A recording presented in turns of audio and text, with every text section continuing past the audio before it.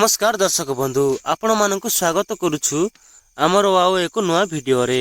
आशा करुछि आपण माने समस्ते भलरे थिबे। केउ कारणरु पुरुष माने होइथिले किन्नर जानि रखंतु एही कथा।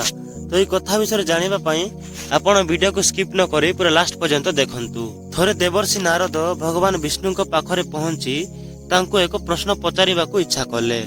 आउ सेही प्रश्न निश्चित भावरे समग्र मानव जगतर कल्याण निमंते बोली जानी नेले भगवान विष्णु।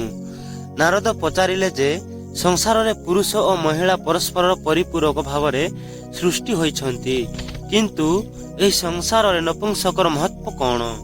यार उत्तर कहिबाको जाय भगवान विष्णु नारदंको महाराज सुद्युम्नंको कथा पचारिछंती। सेही कथा अनुसार प्राचीन काल रे सुद्युम्न नामक जणे अति पराक्रमी राजा थिले, जे कि निज प्रजांक मंगल पाई सबु बेले काम करुथिले। थरे राजा निजर सिपाही सहित जंगल को शिकार पाई गले। सही जंगल पाखरे एक कुमार नामक जंगल थिला, जहा कि खूब सुंदर थिला। ताहा परिवेश देखि राजा निज सिपाही मानक सहित ता मध्य को प्रवेश करिवा मात्रे समस्ते पुरुषरु नारी होई गले, एमिति कि घोड़ा मध्य। एभली परिवर्तन को देखि राजा चिंतारे पड़ी गले एवं घर को फेरी राजा किभली संभालिबे भावी लज्जित होई गले। एही विषय रे जेतेबेले नारद पचारिले ताहा महादेवंक चमत्कार थिला बोली भगवान विष्णु उत्तर देले। एक कहानी अनुसार थरे महादेव पार्वतींक सहित एकांतरे सेही बणरे बुलुथिले। सेही समय रे चारि जण मुनि जेउ माननकु कुआडे आसीबाकु किंबा जीवाकु कोनोसी अनुमतिर आवश्यकता नथिला, सेमाने हठात जाई भगवान शिव और पार्वती को देखि नेबारु पार्वती लज्जित होई गले। और सही ठारू ही महादेव कहिला जे सही जंगल को जे भी पुरुष आसीबो से नारी होई जिवे। एही कारणरु जे पुरुष सही जंगल को जाए से नारी होई जाए। महाराज सुद्युम्न सही विषय रे जानि नथिले एवं भूल रे सही जंगल को चली जाइथिले। स्त्रीत्व प्राप्त हेबा कारणरु से सही जंगल रे रहिले एवं तांको नाम इला नाम रे परिचित हेला।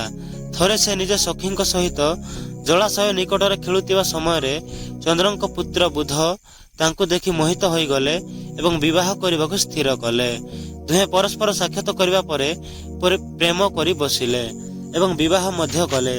किछि दिन परे इलांक गर्भरु पुरुडवा नामक पुत्र रो जन्म हेला, जे कि आगामी समय रे चक्रवर्ती सम्राट हेले। थरे इला निज पुरुष रूप को मने पकाई चिंतित हेले एवं मुनिराज वशिष्ठ को स्मरण करबा मात्रे वशिष्ठ आसिले। निजर सब समस्या कहिबा परे वशिष्ठ तांको किभली सही जंगल रे महादेव माया रहिछि ताहा कहिले। एहा परे इला तांको पूर्व रूप फेरी पाइबाको सहायता मागिले। ऋषि वशिष्ठ महादेव को प्रार्थना कले एवं महादेव प्रसन्न होई तांको वर मागेबाको कहिले।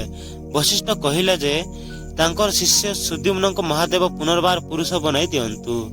महादेव मध्य तथास्तु कहिले, किंतु सुद्युम्न एक मास पुरुष और एक मास महिला रहिबे बोली कहि चली गले।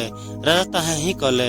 जेतेबेले तांको पुत्र युवक हेले तांको राज्य दे से सब दिन पाई जंगल रे रहिले। निज स्त्री रूपर तपस्या कले एवं देवर्षि नारद ठारू नवाक्षर मंत्र रो दीक्षा नेले। पार्वती को तपस्या करिबा परे माता पार्वती तांको सब दिन पाई से नारी रूपरु मुक्ति देले। महाराजांक सहित जो सिपाही माने आस्थिले से माने किन्नर हेबा परे सुमेरु पर्वत रे रहिबा आरंभ कले। सेही दिन ठारू किन्नर वंशर उत्पत्ति हेइथिला। तो दर्शक बंधु आपण मानकु आज वीडियोटी जदि भल लागिथिबो तबे वीडियो को गोटे लाइक करिकि हम चैनल को सब्सक्राइब कर दियंतु।